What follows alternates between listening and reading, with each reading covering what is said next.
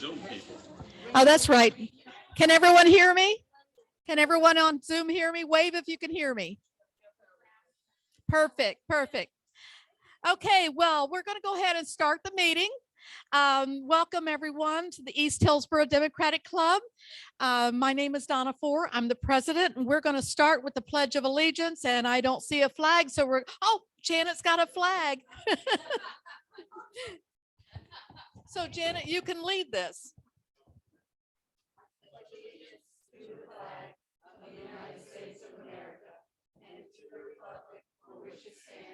One nation, under God, indivisible, with liberty and justice for all. Thank you, Janet. So, moment of silence tonight is still for all of the people in Ukraine. Give them our thoughts, our prayers, our love, and let's hope that Putin is taken down real soon. So give it just a moment and think about any other issues that you might have on your mind that is catastrophic today.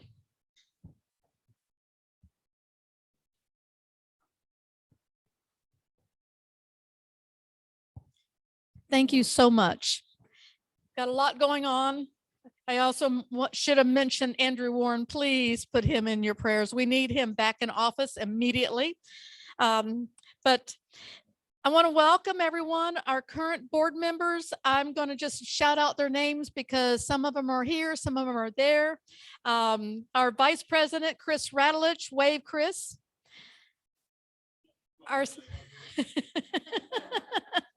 Our Secretary, Janet Molen, I'm sorry. Our Treasurer, Walt Seeley.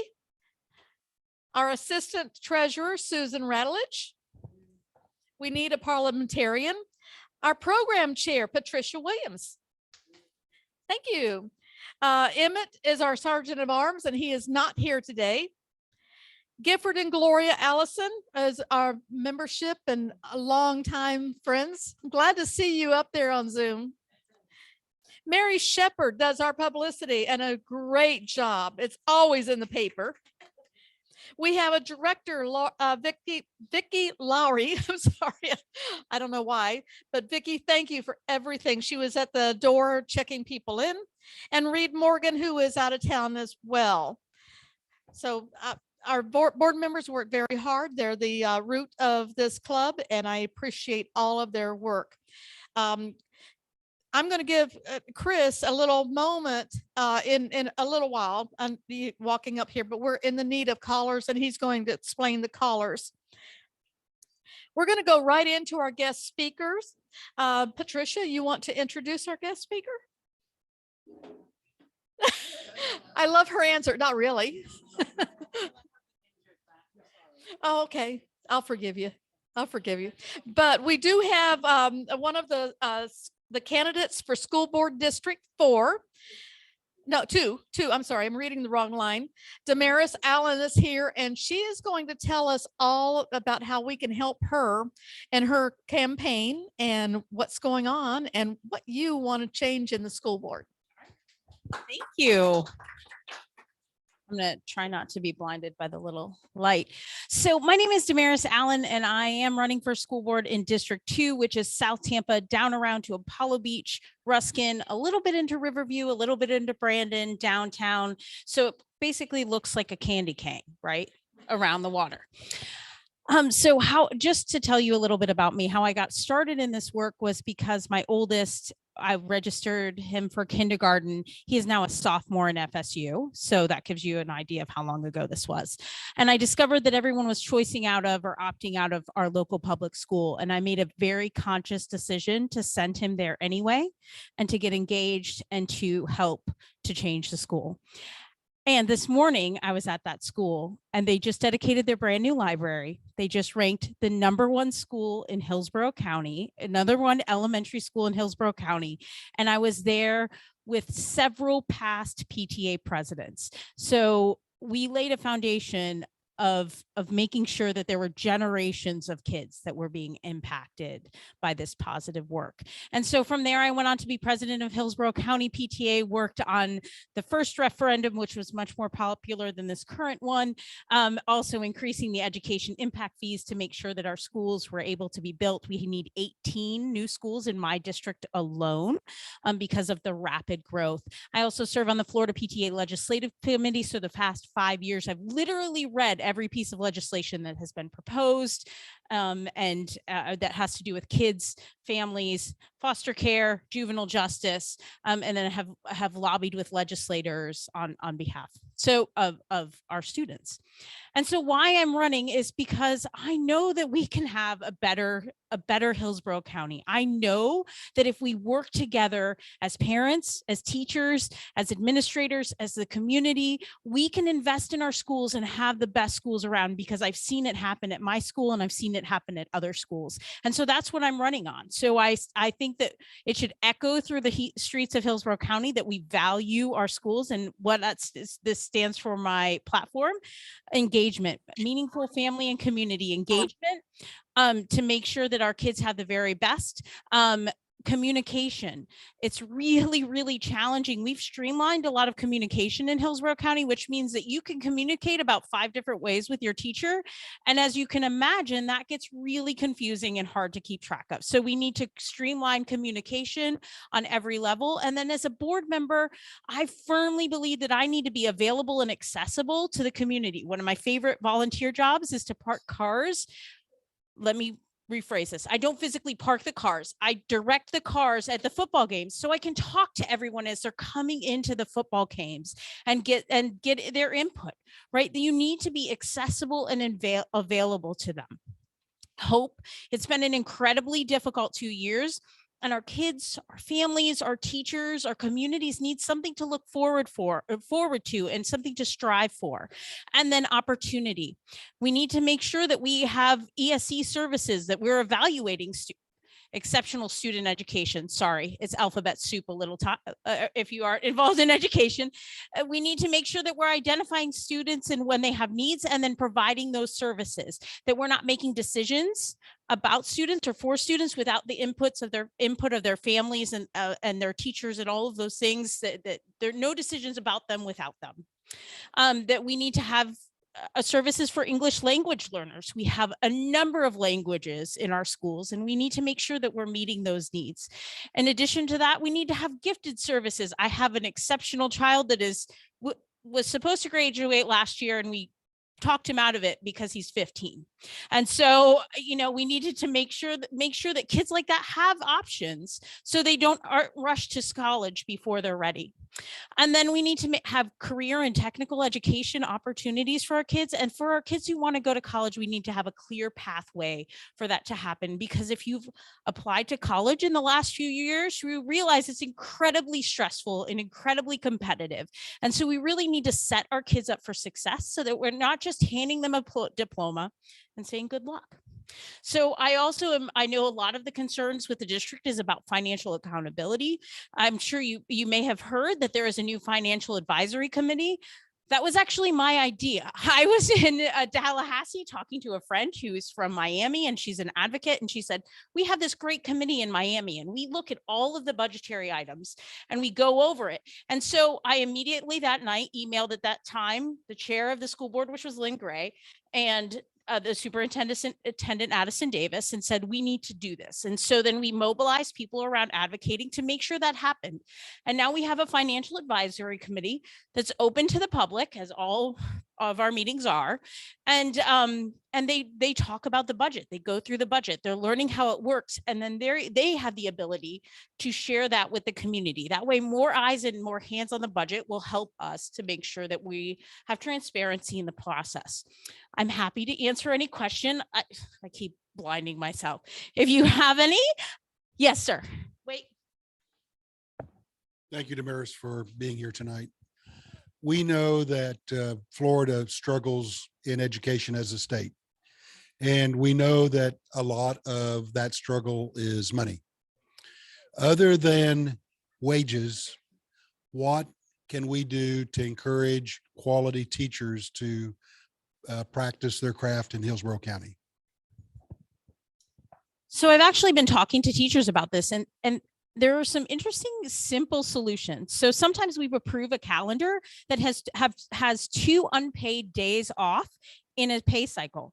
That's a huge thing. So if we can move to not having 2 unpaid holidays in one paid pay cycle, that recognizes that they don't have to take that big hit, right? So it's really being conscious of that. I think we need to improve the culture and climate in which our teachers are working. It's extremely high stress. We need to back them up. We need to give them the supports they need, and we need to give them the materials they need, right? And so part of it we don't have control over as a school board. So some of the legislation is incredibly problematic in that teachers can be involved in civil laws, be sued civilly now.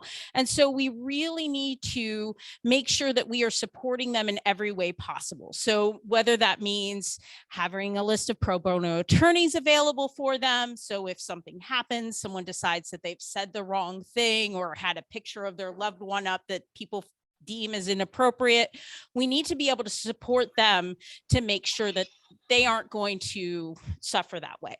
In addition, I think we need to be really creative and work with the Board of County Commissioners and the City Council to make sure that there's workforce housing available for them, because our teachers can't afford housing. If you think about it, if they don't own their own home and they want to rent, you have to make 3 times the rent in order to rent a house. In a lot of places, that's $1,600 or more a month, and that's for a 1-bedroom. That's more than a teacher makes. Twitter message. So I think we need to be really diligent in making sure that we have everything available for them to set them up for success. And it really isn't just about money, but it's also about giving them their raises, right? Like, we should have prioritized that over everything else, giving them the money that they deserve, because a first-year teacher makes the same as a 6th-year teacher or a 7th-year teacher.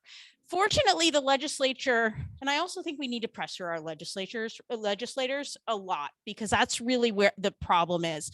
But fortunately, they did something really great this year, is they actually funded something without making it legislating it, which is the opposite of what they usually do. So all staff members are making $15 an hour now. So before, like, our administrators, the assistants in the office were making $12 an hour. And who's willing to do that job, right? Like, our bus drivers just got bumped up as well. So things like that help more than just our teachers. How do you stand on the referendum? So this is kind of a weird, I'll tell you where I stand. I'm not going to dance around it, but I do have a problem that it's become the issue in this election, because the only decision a school board member makes is whether or not to put it on the ballot. Whether I agree with it or not, I will always vote to put it on the ballot, because I will always give the power back to the people, right? I firmly believe that the power is in the vote. I personally am going to vote to support it, because one, I know I will know the budget, and I know I will be keeping a close eye on the budget. And that is the most important piece of this, right? I'm going to know how much we spent on salaries last year. I'm going to know that you're not going to play a trick on me and say, oh, we're taking 75% of the referendum and putting it towards the teacher salaries, but then you're suddenly not giving as much from the general fund, right? I'm going to keep track of those things and make sure that the district's being held accountable. I also know we're 49th in teacher pay. Like I said, we have homeless teachers right now that are couch surfing. I know of one school that has 6 homeless teachers, and I don't want anyone having to manage my child that is living under that level of stress, right? You are not your best, right? And so for those reasons, I support it personally, but I also believe it's an individual's decision, and I know we're incredibly divided on it. Okay, who did you say wrote this bill or this referendum? So the language came out of the district.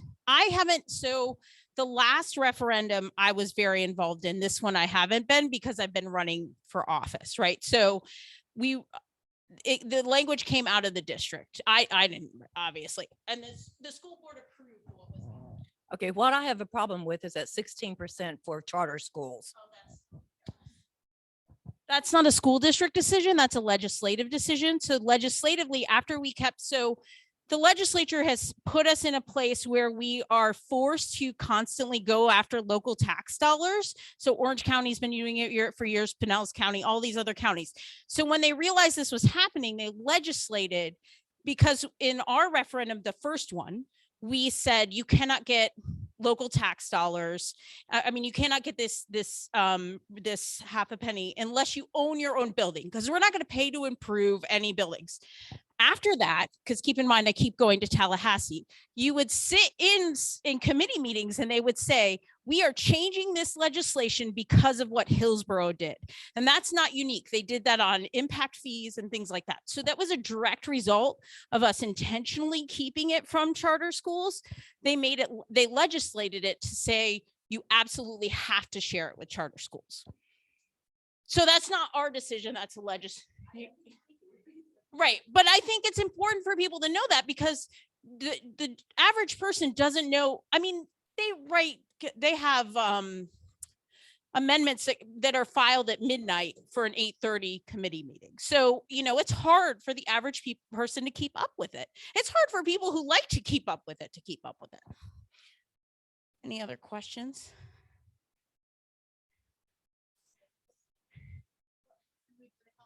Oh, thank you. I'm always supposed to have an ask.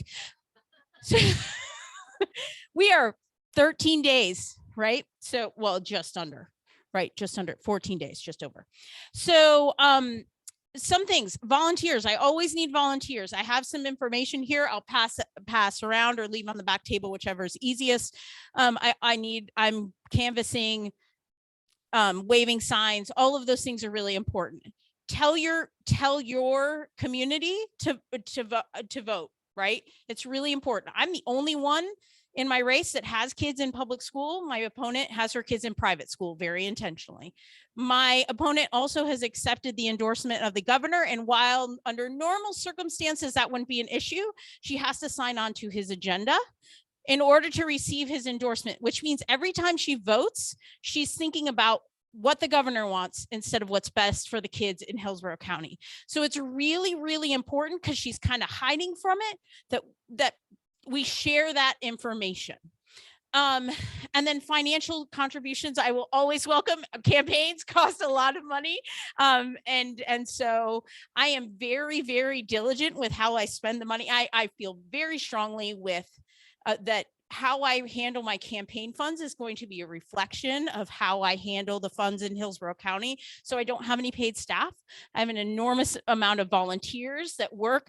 I have a volunteer campaign manager who has been working this whole time. I have several unpaid interns that are receiving college credit that my campaign manager, who happens to be a college professor, is supervising. So I have been very, very diligent with funds. So you can trust that if you give me money, that I'm going to use it well, and I'm going to use it to do the best job to reach as many voters as humanly possible.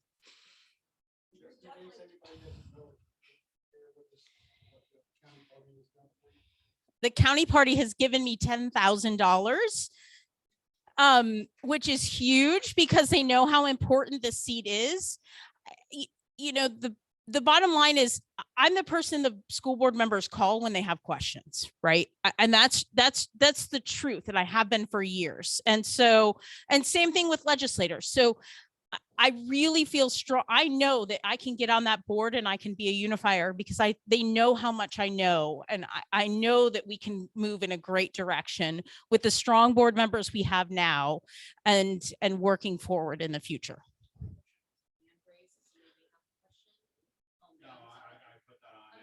Oh.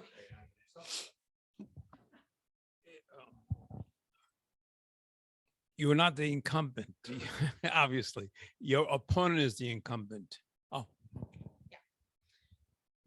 Although this is kind of funny, on a regular basis, I'm asked if I'm the incumbent, because they know me better than they know her. And so I feel like that's telling.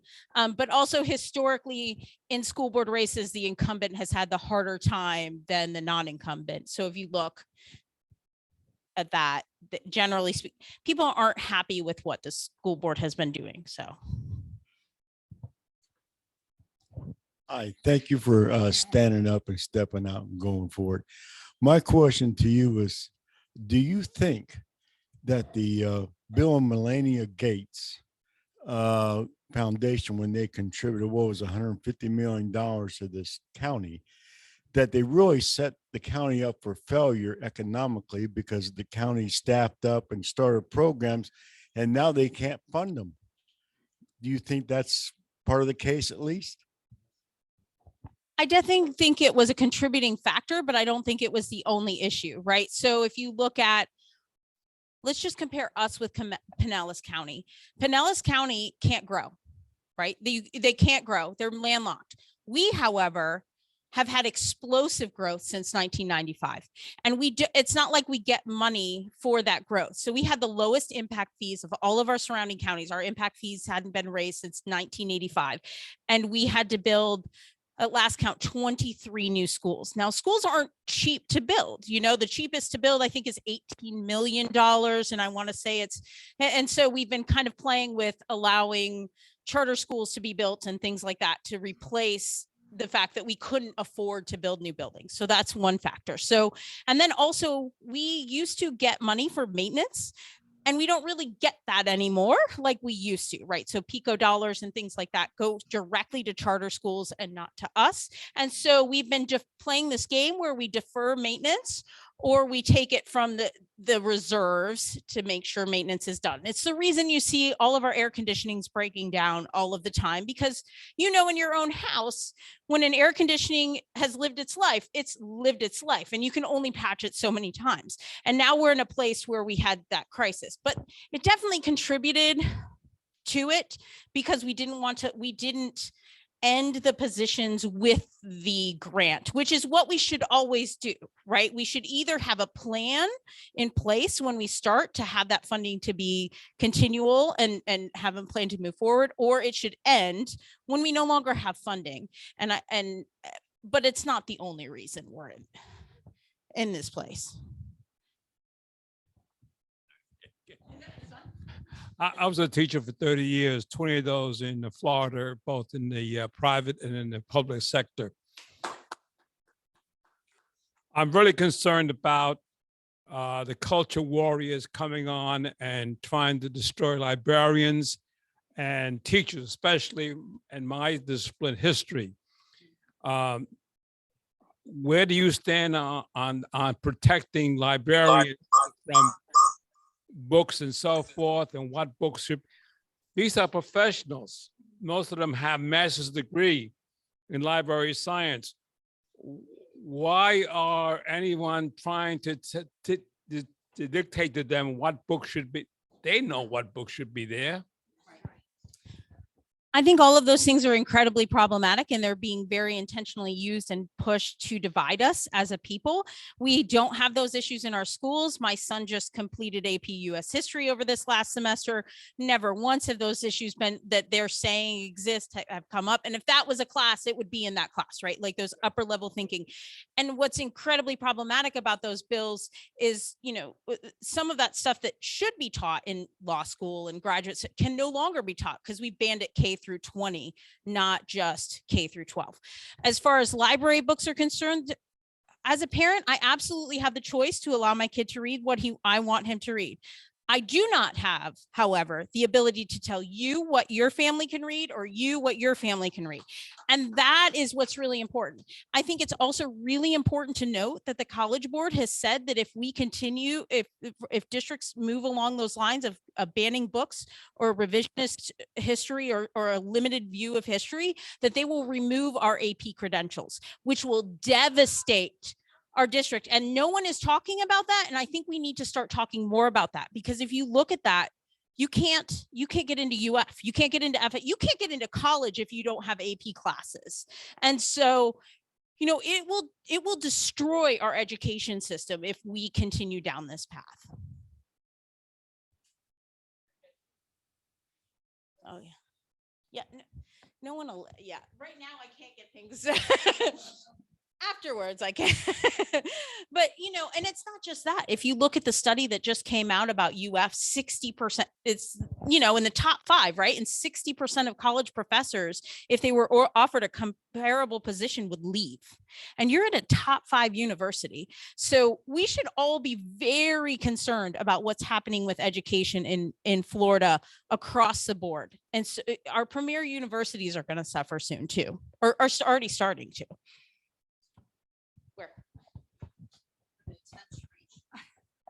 If I can get up. Yeah, on that vein, I don't want to happen in any county in Florida, but I live in Hillsborough. What happened in the governor race in Virginia? That guy used all these wedge issues that these parents were bringing up. You know, it was in the news, and got himself elected. He'd never served one day in an elected office. He was a corporate CEO. And now I don't know this for a fact, but I'm sure that the state of Virginia is suffering because he was not a proper person to even be running for governor. So my mom just moved back here from Virginia. So she was in Virginia. And so that was kind of our safe haven during COVID because she lived in the mountains. So we would drive up and just love it. But I think there's a couple of issues, right? We absolutely need to listen to parents. This isn't about that. We just don't need to listen to a select, very loud group of parents. And I think when we can distinguish between the two, we are better off, because it's not the parents in general. It's about how do we get parents and educators to work together. My kids thrived in public schools because I knew that if my kids had an issue, my teachers would call me, and they knew that I would go in and say, look, this is how my kid works best. How can we work together to do this? And that's the narrative I think we need to perpetuate, is that it's about how are we in this together? Because otherwise, if we try to combat that narrative, we're going to end up in a similar position, right? It's not about teachers versus parents. It's about working together for the good of our kids. And that's when we all do well. But I agree, the wedge issues are incredibly problematic, but if, right. And we have to get out and vote. We have to not be apathetic or say, oh, it's all over, we're not going to do any good. We have the power, right? We don't use it.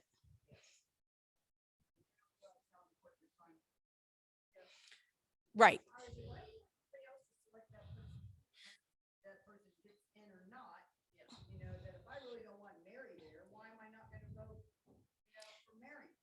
Right. So that's the theory that I'm hearing right now, that Democrats are changing parties to Republicans in order to vote out the rhinos. Yeah. The others.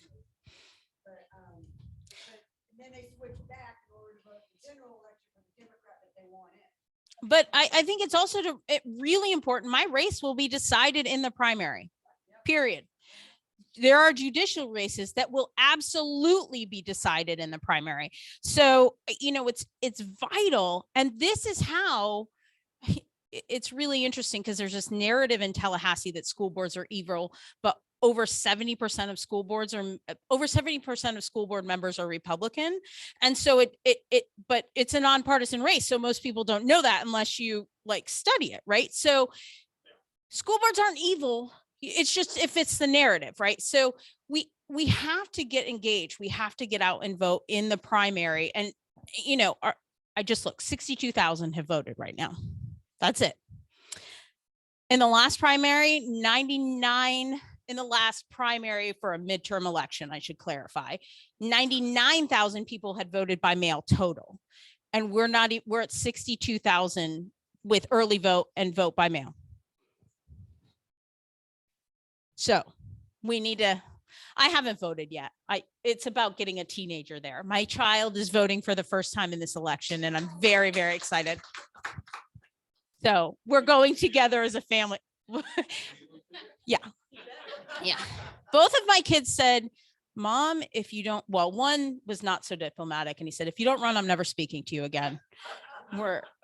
I'm not playing. And he would probably do that. That's the 15-year-old that's about to graduate. And my 18-year-old is just, he's been volunteering the whole time with me. So any other questions?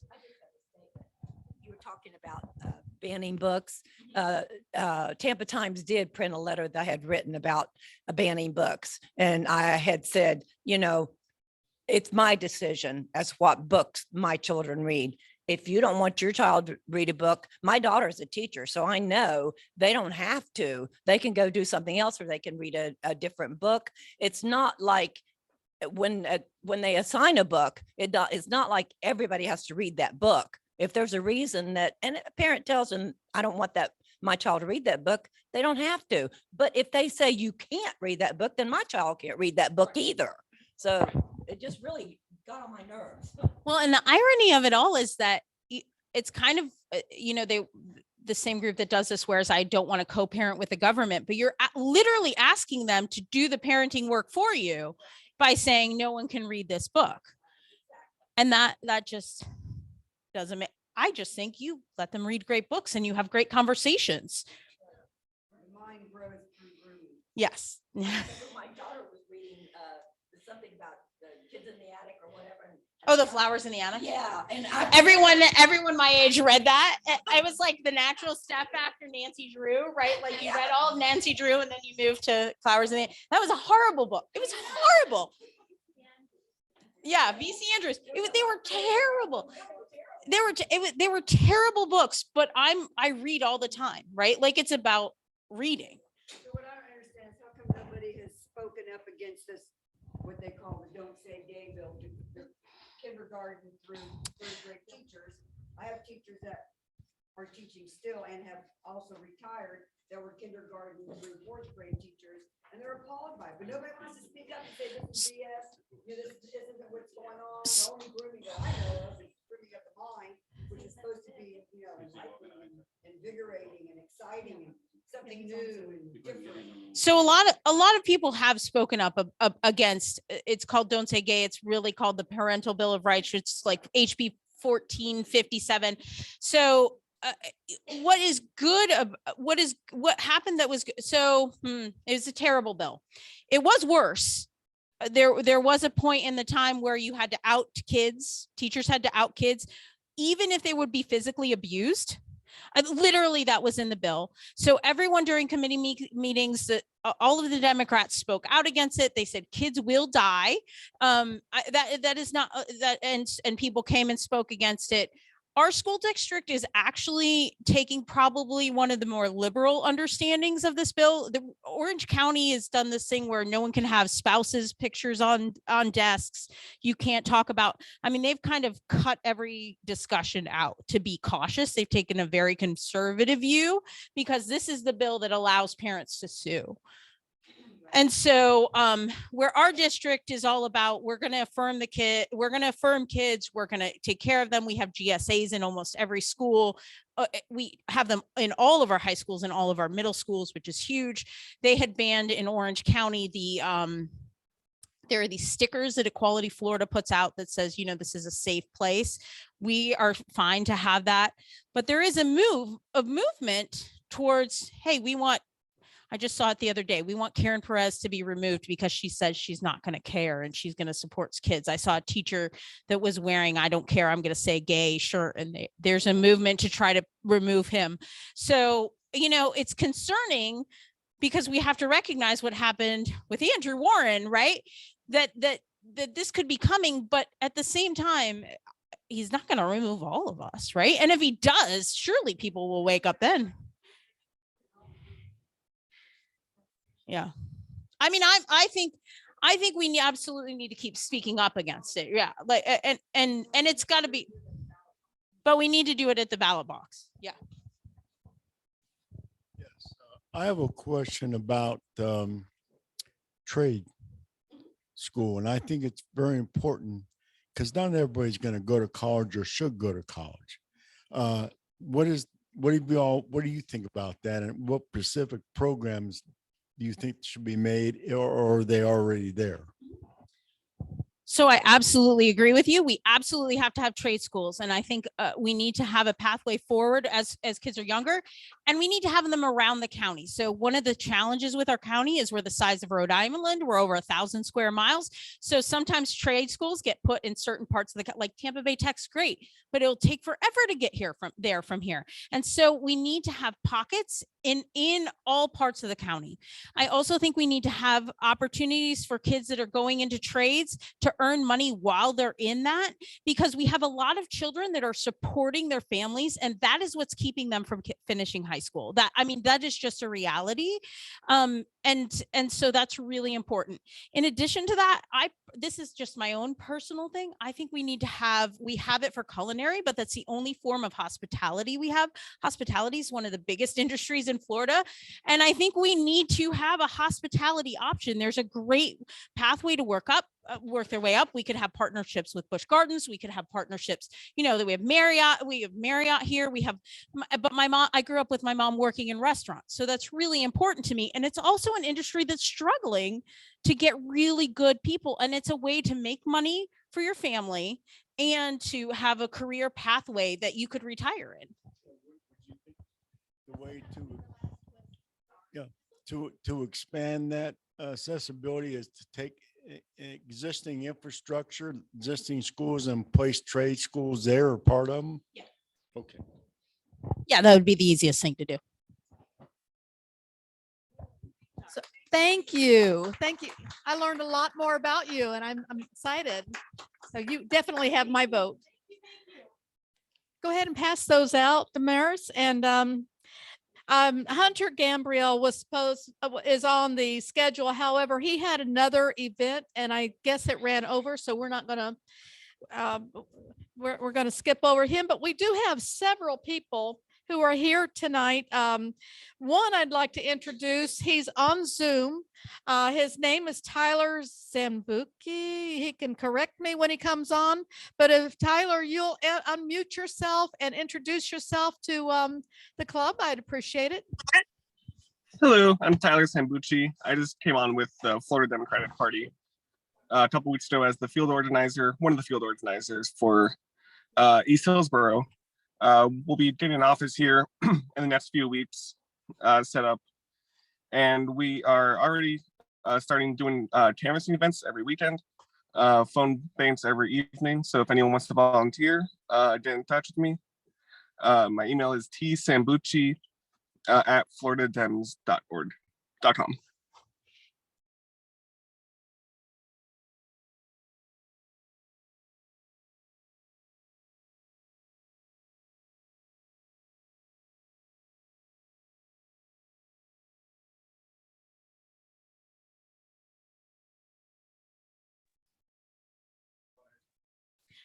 Tyler, can you hear me?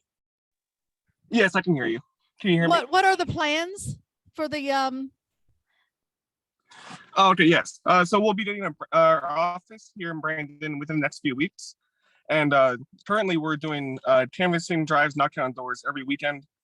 We have 4 shifts every weekend. And then we're doing phone calls every weeknight in the evenings. So if anyone wants to volunteer, you can get in touch with me. And we get you signed up and trained and everything to knock on doors and make calls. And are you going to be working with the Hillsborough Democratic Party here? Yes, we will. Yeah.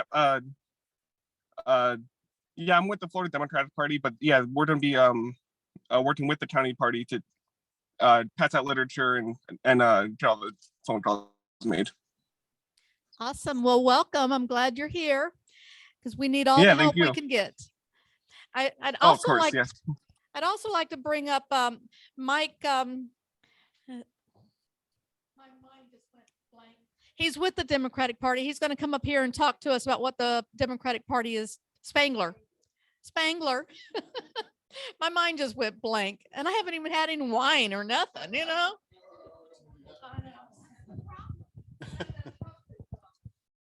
Good evening, fellow Democrats. I think it's a good time to be a Democrat, don't you? We're hearing a lot of good news, a lot of things that our federal government is doing to help us. I'll tell you, we're lucky to live in Hillsborough County, a very blue county. And wasn't it exciting to see the candidate tonight? What a great group of candidates we're presenting for you this year in Hillsborough County. Damaris is just one of them, and it's exciting to see her tonight and see her talk to you and see what she's going to do for us. I'm your county vice chair for outreach. My major responsibility is to help clubs and caucuses, particularly clubs because they're part of our county party. Caucuses I collaborate with and help them in coordination with all of our activities in the county. One of the things that, and one of the reasons I'm here to help Donna is to coordinate with the field and the precinct and field part of the county party, which is responsible for our precinct captains. Who's a precinct captain in here? Any precinct captains? I'm a precinct captain. I'm a proud precinct captain at 249. I've been canvassing my precinct for 7 years. And most of the people, most of my Democrats know me. And it's a great thing. One of the ways that we can really grow the elected Democrats in our county is through getting out the vote, right? We don't get candidates into elected positions without people voting for them. And Unless you're Trump. well, unless you create big lies, right? So the way we get out the vote though is through volunteers. And so those of you that aren't precinct captains are volunteers, right? That's why you're here. And we need both. The clubs are the route to helping us grow our volunteer force. And as you grow the volunteer force, then we are able to use that resource to help us get out the vote, knock on doors, phone bank, write letters, write cards, and get our people energized so that they are voting. In my precinct, when I started, I had 50% Democrat voter turnout. And this last election, I had over 80%. It works. It works. Thank you. And I know that that can happen here as well in our precincts where we have opportunity as well. So working with our regional directors in this area, which are Regina and CL Townsend, together with Donna, we can really energize that volunteer force and get our Democrats in all of our precincts around here elected. Does anybody have any questions for me? How do you become a precinct captain? Absolutely. So the road to being a precinct captain, the easiest way is to, first of all, talk to somebody who's a precinct captain. Find out what it is the role is. It's not just joining the Democratic Party, that's part of it, but we're all Democrats. We don't have to join the Democratic Party to be a Democrat. When we join the county party though, you step up and make a commitment to be a precinct captain. And a precinct captain has some responsibilities that go along with it. And that's why it's not a role that's made for everyone. You can volunteer and do wonderful work without being a precinct captain. If you decide though that that is a role and a route for you, you can go online, fill out an application. Our chair for membership will review your application, go through our process to find out that you're really a Democrat. You will make a sworn statement that you'll support Democrats. And then at the next county party meeting, we will vote to admit you as a precinct captain. The real responsibility is for you to manage your precinct then. And your precinct will be the one you live in. And that role is for you to define in the guardrails that the county places on it, which are minimal, but it's basically that you're helping Democrats understand how, when, where, and who to vote for. And any of you here that are committed to doing that, I canvass on Sundays from 2 to 4. I'm probably more active during an election cycle, but I canvass all the time. I canvass 52 weeks a year because it's about developing relationships. And I was able to move from 20, and I'm hoping to have 90%. That's very optimistic in a off cycle year, but those relationships are what help you get people to commit to voting. And if I'll just have 30 more seconds, the number one piece of pushback that I get from the people I canvass in my precinct is that I don't really need to vote because my vote doesn't count. Has anyone heard that before? And so that's the number one piece of pushback that I contend with, and I try to counter, because in Florida, your vote does count. How many elections have we had that were razor thin? The current governor won by 0.14%. That's 0.1. That's just a handful of Democrats in my precinct. And what I tell them is, if you hadn't voted, we might not have Nikki Fried. We might not have all of our council members in our county. We might not have all of the school board members that we have in our county. We might not have a blue city council. That's county commissioners, and all of those elections are razor thin. So everybody's vote does count. And the way you can help that is by, as a precinct captain or a volunteer, creating the relationships so that our Democrats know that their vote counts. And we are out there expecting them to vote. How many times do people do things when they think someone's counting on them? Every time I leave a door, I say, thank you for being a Democrat. I'm counting on you for your vote. Not for me, but for Damaris, for Andrew Warren, for all of our Democrats in our state and our county. Thank you very much for giving me an opportunity to talk. You can tell I'm very passionate about this, and I know that you are too, or you wouldn't be spending your Tuesday night here. Thanks. One more thing about precinct. Wait a minute, Chris, your rule is that you have to talk into the mic just like everybody else. I carry. All right, precincts are two people. You don't have to do it alone. It's a male and a female, and if your precinct is large enough, it's 2 males and 2 females. So it's not something, if you're a precinct captain, you're necessary alone, especially if you have lots of friends who want to join you. They can also become precinct captains and go through that. Also, in theory, though it hasn't worked out too well at the moment, we have regional directors who also are supposed to coordinate with the precinct captains and help you along and get things done.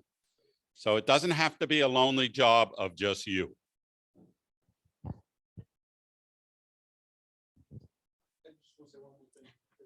Just 15 seconds. I'm not preaching something I don't practice, because I'm also a regional director. I'm the regional director for Region 3, which is Seminole Heights, Ybor City, and Temple Terrace. And so I'm working with North Tampa Dems and the Temple Terrace Dems, so that as from the precinct and field perspective, we're coordinating so that the club's volunteers and the regional directors are coordinated in their efforts. And we're helping with the Florida campaigns from the FDP, so that we're doing all of the right things and not working against each other by doubling up on houses and that type of thing. Thank you. Thank you. Thank you for being here. I really appreciate it. We're going to quickly go through our business meeting, and I'm going to start with Walt here. He's going to tell us how much money we have left after I spend it all. Excuse me. We have a little over $1,514.79. So we're not completely broke, not completely. And And Janet, we did send out the secretarial minutes, correct? Yeah, okay, so they were voted on at the board meeting but if you have any questions, any concerns, please let me know or Janet know, and we'll get that fixed. The 4th of July parade, we teamed up with the Temple Terrace Dems and the Hillsborough County Democratic Party. Let me tell you, if you weren't there, it was a blast and hot. Oh gosh, it was hot. But I really want to thank the Temple Terrace Club. I think George was on there a moment ago. Did he knock off? Yeah, he's gone. But they did an awesome job at helping out. And the Democratic Party had a party after the parade, and that was a lot of fun. So it was awesome, awesome job. Yeah, we needed it after that long walk. It was 2.5 miles in the grueling heat, but we had the trolley. Yeah, right. Yeah, Chris. No, Chris said it was a walk in the park. Yeah, right. Yeah, but it was awesome, and I had a lot of fun and met a lot of people, and and I'm glad we did it. The trolley was awesome. Yes, it was. Thank you for doing that. Yeah, the trolley was huge and it was fun, and kids were, look, Mom, a trolley. It was like really cool. The Democrats came out with a trolley. Of course, it is all about transportation, right? We do need it, and buses is what's needed. But yeah, thank you again to the party and the Temple Terrace Club for helping out and joining in, and all the candidates. Oh my gosh, there were bunches of them. Yeah, we had a lot. So anyway, the Kennedy King dinner, our table is full. If you want to attend, are there any seats? We still have individual. Hi, we still have individual tickets. You can go online at the county party website, hillsborocounty.org, hillsborocountydems.org, .gov. Well, anyway, it'll come up if you just Google it. I apologize, but we have plenty of seats available. And if you let me know that you want to sit close, we can see what we can do to coordinate that. But absolutely. Awesome. Okay, so we have 10 people going, and hopefully some more who aren't able to go. It's going to be downtown at the. Yeah, it's at the Tampa Convention Center on the 20th at 6 p.m. And if you want to meet candidates, that is the place to be. We have decided to have our barbecue picnic October the 8th. It's a Saturday. Please start planning. What we're going to do again is raffles. So if you are good at doing raffle baskets, gift certificates, whatever, October the 8th, 11 to 3 at what's it called, that place, the Paul Sanders Park. See, my brain doesn't work real well. So I'm going to invite Vicki up here to bail me out of all my stuttering. She's going to come talk to us about what she's doing with the volunteers. She is our volunteer committee person. Evening, everybody. Everybody on Zoom. Can't see us up there. Anyways, I need to go up there. Why do I need to go up there? Okay.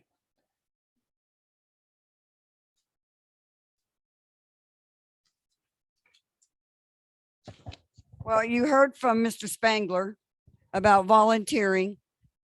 I have somehow got requested for this job. I don't know how, I don't know why, but something happened and here I am. Anyways, we've been kind of slowing down in the volunteer factor and what we need to do in order to get our candidates elected.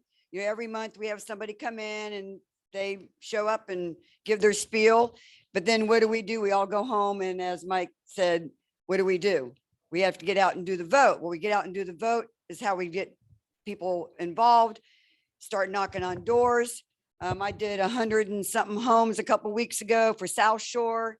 just dropping literature off of mail-in voting. So mail-in voting is extremely important. If you haven't mailed it in, do so. If you're afraid to put it in the mailbox, Donna Fort, go down to the PO, down to the box, the post office, and put it in the box. And I took a picture. So as I put my mom's in am I allowed to mail hers? The election police might be there. But I took a picture of it just to be sure that if they tell me, and anytime you go to check on that, you can go into the supervisors of elections and you can check whether or not your ballot has arrived, when it was counted, and all the good stuff that come along with it. So what we had tonight was a lot of people that were going to come out and kind of chit chat to us. Patricia needed to leave, candidates. I have Eastern Hillsborough Democratic volunteer sheets. Have we ever done that before? Okay, so when you join, you sign off on a little thing when you join on your membership list. But I don't know, mentioned it to Donna that it's kind of hard to get somebody to make phone calls to those that do fill out the information in order for you to be able to commit to wanting to do something. So if you're not actually engaging the people, then they're not going to engage themselves on their own. So that's kind of one thing that I'm kind of good about doing, is trying to get people to get engaged and get excited about what we need to do. And the excitement here is we need to get rid of who? And we need to get, and every other Republican out there, including Rubio. Now, a little group of us went to Val Deming's Hail to the Chief the other night, and it was really quite exciting and invigorating, and it was fun. And we had front row seats, and it was just, wonderful to see her there and for her to let us know that she is all about who she talks about. And I think she's pretty great. So her vote went in my little box, and that was 2 of us. So I know 2 of us voted for Val Demings. And, we sit and we talk about who we think we might want to push for a certain position. So like for governor, we know that Nikki Fried talked to us, and we're not pushing anybody here because I know we're not supposed to push any individuals, but we do talk about the fact that who's going to win the governorship, who's the best person in the position to beat Ron, Queen of Media. Okay, so I hope that gets out there one day, because I really would like for him to know that that's how I think of him. So, he's a queen. Out there in the media, that's what they do. They put their faces out there constantly. So let's get our faces out there and let them know that what he's done to Andrew Warren, what they're doing in Lakeland for our supervisor of elections. You heard about that one, right? They're suing him for taking $300 some million and only gave it out to Democrats to get them out motivated to vote. Supposedly that's what the lawsuit's all about. So, and we know that's a bunch of garbage, because we're the ones that actually go to the supervisor's office and ask for material so we can get it out to our Democrats in order to know how to vote. So what I have here today is volunteer sheets. Anybody back there can see me? Hello? I need everybody to volunteer up there. So, oh, there's the camera over there. You hear me? You hear me? Everybody needs to take a sheet. Now on here is just a few things. There's a lot of things that are easy to do. Text messaging. I don't mind text messaging. I just send it out, boom, done. I'm done. Phone banking, it's a little bit different. I went to Vanessa's, and Reed and I and Vanessa and Mary showed up. We made a phone call out to a few people to try and get them involved. And we did a phone calling list, and there was a few glitches in there. So, but we kind of had a pretty good idea of what we really need to do in order to phone call. So if you like to chat and you like to talk to people and you really want to push the message, that's a great way to do it. Of course, we talked about literature drops. I do that all the time. I don't mind doing literature drops. Sometimes if somebody wants to chat, we chat. If not, I'm just moving right on down to the next house, right on down to the next house. If I hear a bunch of something going on inside, I might knock. 9 times out of 10, they don't even come to the door. So that's okay, because we're just doing get out the vote. This is what we need to do, get out the vote. So that's extremely important. Damaris is looking for anybody to help her, whether you live in Sun City or not. I live over here in Brandon. I went all the way down to South Riverview to do droplets. I've been all over Tampa when Gillum was running. I mean, I'm not afraid to go where I need to go in order to see if we can't get what we need to get done. So don't be afraid to get out there among others that you think might be a little cocky about some attitude. We had that happen also, just let you know that. And we had to call the police. Yes, we did, you know, and they never showed, but we were threatened and I was willing to sit and wait it out. So, you know, you just don't threaten this little blonde girl here. So I'm a Florida girl. So, you know, they need to figure it out. I'm just as much a Floridian as any of those Republicans are. So they want to mess with my state. They're going to be messing with me right along with it. So of course we have canvassing for our candidates. We have events and planning. We had our last meeting, our board meeting, we talked about new literature for East Hillsborough. We're working on a new literature and postcards to get out. I know Mary's been doing a great job with getting out information for our club. She actually saw it in the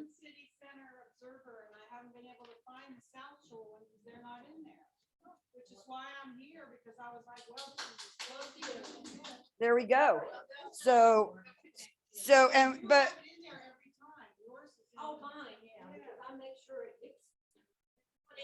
And she does a great job. We even had our picture from the last picnic in the Observer the other day. So that was a great way to get that going. So I need everybody to fill out a sheet. I need everybody to volunteer. If I get candidates, not if, but when candidates start coming and asking, hey, I need help, let's not be afraid. I mean, you don't have to like just pick one person. You can. I pick a lot of people. I might pick you because I might not like you either. So I might do something more than just that. So no, I'm only kidding. I'm only kidding. I don't want the elections police coming after me. I think there's 2 there. So if you could fill those out for me and I can get them back tonight, that would be really great. I do have a meeting that I'm going to be doing with Vanessa. And when Reed gets back from, that's her membership. So any questions about volunteering? Anything?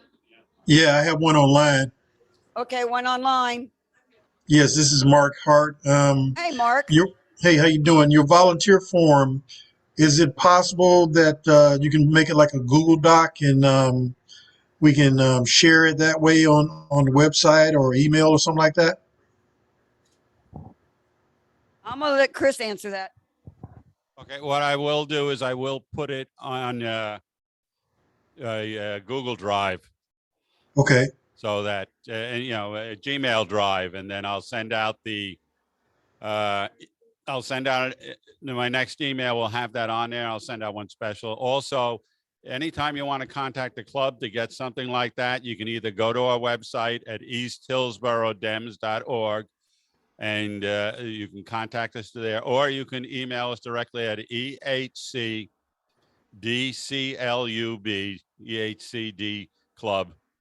at gmail.com. Okay, thank you very much.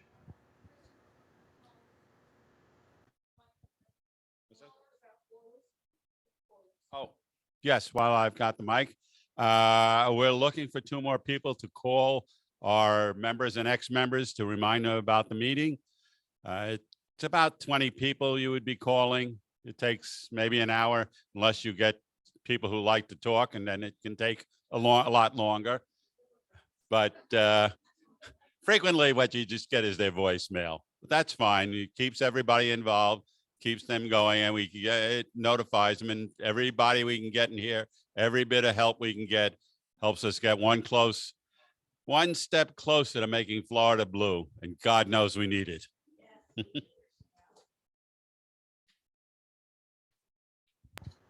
I'll raise my hand and volunteer for that.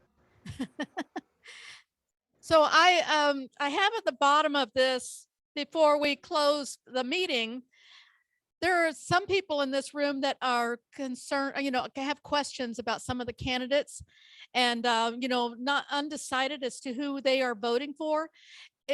Is there anyone who has questions? Let's have a open, friendly discussion. We're not all for Charlie Crist. We're not all for Nikki Fried, but who are you voting for and why? And let's help somebody but somebody else. And I'm going to start with you because you were questioning me in the beginning. Mike, maybe you know the answer. Was it a strategic reason for the Democrats not to put a candidate in District 3 for the county commission? District 4. District So- 4. The county party isn't responsible for putting candidates in positions. Candidates, Why not? because that's not our role. Our role is getting out the vote and supporting candidates. We help candidates with learning how to be candidates if they ask, but we don't, it's not the role, and that's dictated by the Florida Democratic Party and the rules that we operate within. The mission of the county party is to get out the vote and support candidates, not to place candidates in competition. In North Carolina, that's not the way it worked. In North Carolina, Roy Cooper went out and made sure that there was a Democrat running in every single district. Right. His people did that. Why can't we do it? Why wasn't someone going out and saying, by the way, you're a good Democrat, why don't you run in District 4? Yeah, they kind of do that, We, but so- there wasn't anyone really willing in District 4. No? we encourage any candidate and we help them, but we don't place candidates. You have to remember, Florida is a lot bigger than, what was that, North Carolina? Yeah, and we are 300 miles by 200. Now, in 2020, we did have somebody running for a Florida seat in every single district, but it's expensive and you have to get a whole lot of people. I forget how many people we have in our Senate and the House or whatever they call them up there. Yeah, Senate and the House, but it's got to be over 120, I believe, in the House, and another 60 or so, 80 there. So that's a lot of people, and it's hard to get people to keep running. So we did that in 220, and 220 didn't turn out all that great for us, I have to say. We got close with the governor, and I'd like to agree with you. I'd like to see everybody running, but it's much more difficult here than it is in, smaller states.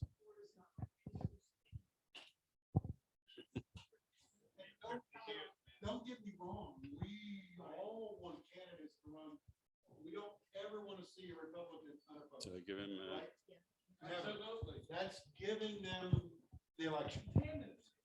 you're done, give him the mic. Okay, we never want to see a candidate unopposed. We have to have candidates, though. Just a quick personal story. I live in North Tampa, and the redistricting moved my district, Fentress Driscoll, to the east, and Tracy Coster now is my representative. The North Tampa Dems went out and recruited someone to run against Tracy Coster, David Tillery, a great candidate, and we're working very hard to support him. And I would encourage anybody who lives in a district that's uncovered with the Democrat, please go out and recruit. Now is the time for team building for 2024 as well. It's obviously too late to get anyone to run now because qualification was several weeks ago. And I understand your passion and the purpose. We as individual Democrats, though, can be very effective at helping candidates make a decision, helping them with resources and helping them with running their campaign. So thank you for your passion. And I will take that feedback also back to our officer group and share that. Thanks. Oh, yeah, thanks. My name is Greg Griffith. I'm a native Floridian. I'm originally from the central east coast of Florida over in Brevard County. I've been over here since 1977. I'm voting, or I just did vote for Charlie Crist, and I've been a lifelong Democrat. And the reason I did it is I'm looking forward to the general. And I'm not going to make a party choice for the general. And I say this is because there's at least a 25 to 30% people who are non-party affiliated voters in Florida now. It's not just Democrats and Republicans. And we need to present to them, because last election was very close, 36,000 votes out of 8 million. And we need to, and I think he will present for him the best opportunity for us to pick up the governorship, because he is middle of the road. Yes, he's a politician, and yes, once he's Republican. But I remember back in the 90s when he was a state officer, I forget which department, I told my wife one time after seeing him on TV, he sounds like a Democrat, and I said that to other people, but I believe he's our best chance at winning the governorship. And that's why I voted for him today.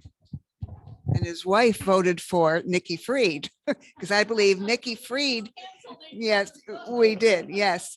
So I believe she has the drive, and I think she's small but mighty, and so I voted for her. Anyone else? Mark Hart, do you have your hand up to say something? No, I forgot to take it down. Oh, okay. I took care of it on the chat. Okay, thank you. You wanted to talk about the referendum. Just wanted to see how the general feeling, how people feel about it, because I know it's very 50-50, yes, no. I'm not a property owner, so. Well, how many people in here are for the tax? No. Yeah, it is about the teachers, and it's, you're not going to see it. It's on the property taxes. It's going to be so minute with all the millage rates and everything. You're not going to see it. Yeah, I agree with you there, but you all know that I'm very involved with the Chamber of Commerce. And Wednesday we had a new teacher's breakfast, and the new teacher's breakfast was heavily attended for the Riverview Chamber of Commerce. And they were, I've never seen there was like 400 brand new teachers. Public, they were all over. But the problem is that the mass exodus of the teachers was devastating to our children. Our children need an education, and if the teachers aren't getting paid, why should they stay? So we're going to have to suck it up and vote for it so that they can all.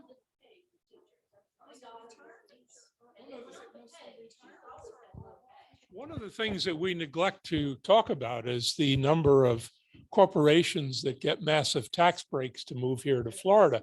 They're not paying their fair share, and that's exactly what's going on with the Biden's with the act that they just passed. What's it called? The reduce inflation or whatever. It's the exact same thing. There isn't enough tax money going around. Then add to that charter schools, which are yeah, Betsy DeVos and all the rest of them. Yeah.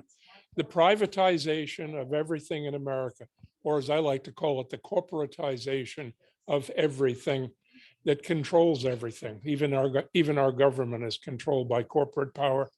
And that's what we're paying for. Yeah. But the Senate door has a big corporation like Tech and Disney, but it still on and on and on, and who's attacking. Come on. We have a bond coming up, well over $1 billion. Who's going to pay for that? The state is dead without those amusement parks and the beaches. We're dead. Yeah, Disney is a whole different issue. But Hey, I got one. go ahead, Mark. I'm a retired teacher as of next month, after 25 years, and I second everything the gentleman just said and others. I couldn't hear them without the microphone, but it's just like the candidate said earlier. We got to get people out to vote, because the legislature and the government of the state of Florida, and all the rest, like the gentleman said about the privatization and the charter schools and Betsy DeVos. One thing pays one thing, but you have to be appreciated, and you don't have. They've always been trying to um, minimize or implode the public school system because it's a moneymaker. They can make money off it by starting their own schools and infusing religion and marginalizing everybody else. You see how they do with trying to tell you what type of books in history, like history, don't worry about it. And all they're doing is repeating what they've done 40 years before. So we have to get out and vote. We got to, make sure people understand they need to be involved. I know people who work right across from a library, and they're entrepreneurs, and they have the kids come over to their shop, but they never take them to the library. So and it's not because I haven't brought it up. It's just that they're not plugged in. So some people are gonna be involved or be plugged in, but as long as we are, we get more people who think like us or can see the light, we can be better. Thank you. I voted no. I'm an ex-school board employee. This isn't just about teachers. This is about every employee in the county. We have too many people at the top making way, way too much money. That's been a complaint among the employees forever. That needs to be addressed. It's the wastefulness of other entities that are presented by past board members and unions strategizing in order to get what they think might work for their employees, which doesn't always mean it's about the employee. The other issue I had is I heard from people that have been at their meetings this week before school started, and the superintendent gave his little spiel and pretty much said, well, if you want a pay raise, you need to go ahead and vote yes. So now we have him getting into the politics of telling you how to vote. I mean, I have an issue with that. And a lot of people were a little appalled by it. But that's how he told the bus drivers, 1,000+ drivers and other employees within their meeting, that if you want a pay raise, you need to vote yes. And I had 4 people tell me that that's what he said in that meeting. And they walked out of there a little miffed because I have to vote in order to get a pay raise. Now, DeSantis gave teachers a pretty good hefty pay raise, new teachers coming in. I see the issue. Unions do the same thing. A bonus. And bonuses are only good for so long. Now, I'm a fixed income senior. I have 2 retirements. One is Florida retirement. If the idiots upstairs over there ever decide that they want to eliminate or do something with our Florida retirement, that seems to be one of the best retirement systems in the nation, and every state looks at us for what our retirement program brings in, and it's been very solid for a lot of years. If they all of a sudden decide to get rid of that, then what's going to happen to people like myself and a lot of people I know that are on incomes that they worked 35+ years in order to have that? Now, the other thing of it is, what's this deal with Rubio and Scott? They want to take care of Medicare and your Social Security. They want to eliminate it. I don't know about y'all, but I think I need my Social Security check. I paid into Medicare and Social Security. It's not a privileged program. And that's the problem that I hear people say all them. Oh, it's a privileged program. Do you not pay into that every time you have a paycheck? I mean, you need to look at your paycheck and look where your money's going. That is an investment for you to be able to do something with yourself when you're older. And thank goodness a lot of us have it. If they eliminate it, what's going to happen? This state depends upon seniors, and we don't take care of our seniors like we don't take care of our vets. And I'm off my soapbox. Oh. Yeah. Anyone else? We have like 2 minutes left before we really. What my daughter says, the worst part of being a teacher is not knowing what's right and what's wrong, because they change the rules all the time.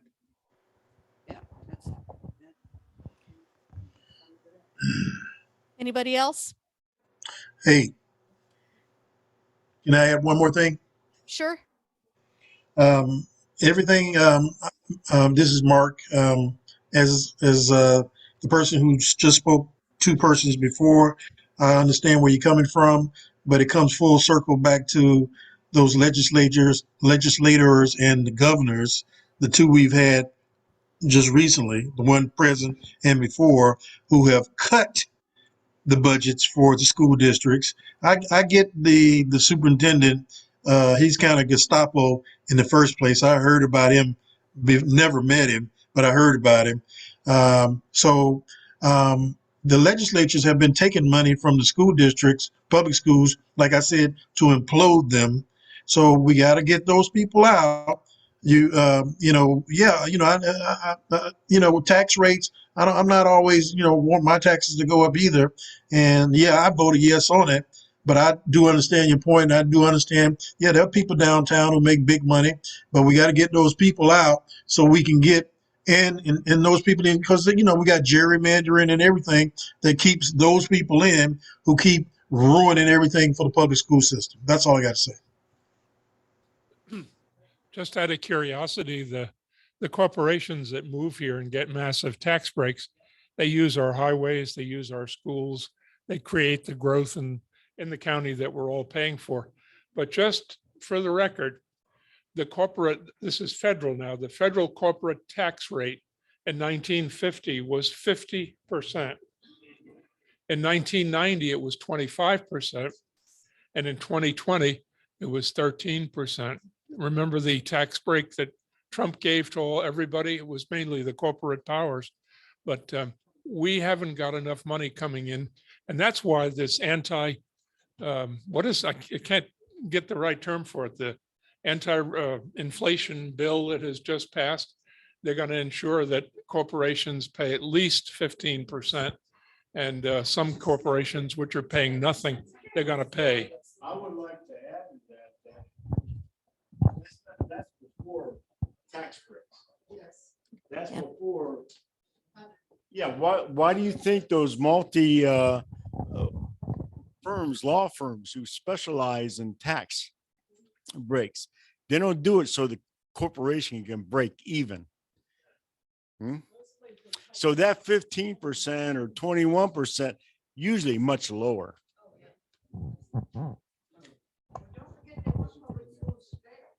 Oh, sure. There's a question for Damaris.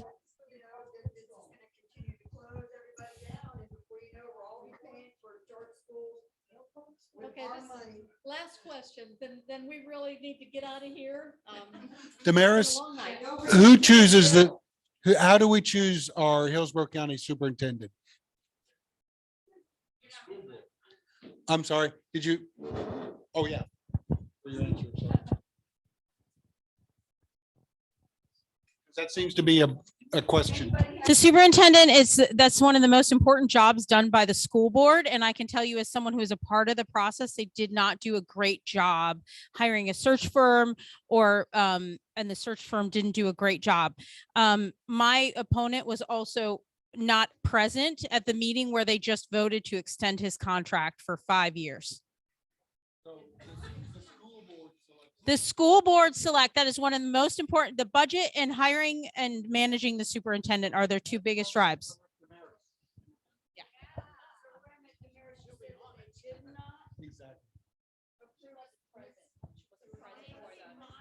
opponent was not there.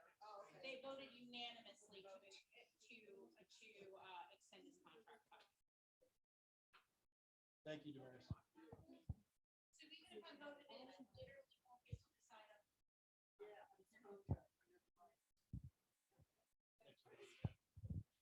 So for the people on Zoom, thank you for attending. I wish that y'all would show up here. I would like to get rid of the Zoom, but Gifford can come with the Zoom, so I'm going to keep my mouth shut. That way we can see his lovely face up there. And I'm glad you're there, Gifford. And you're looking great.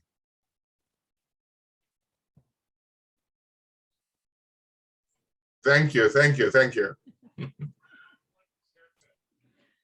Oh, yeah.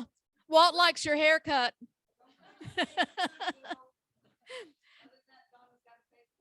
That's right. So everyone have a great week. Get out and vote, volunteer. If you can't do anything else, go over to the precinct, the voting places, pick up a sign and wave it. It does help. I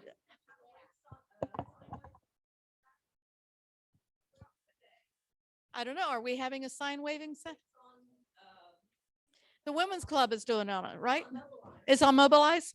Sign waving on Mobilize? Okay. Check out Mobilize on the Hillsborough County Democratic Party website. All kinds of things going on. I can't keep track. I have to work, something about working. McDonald's, I love it. But everyone have a wonderful night. Thank you all for coming.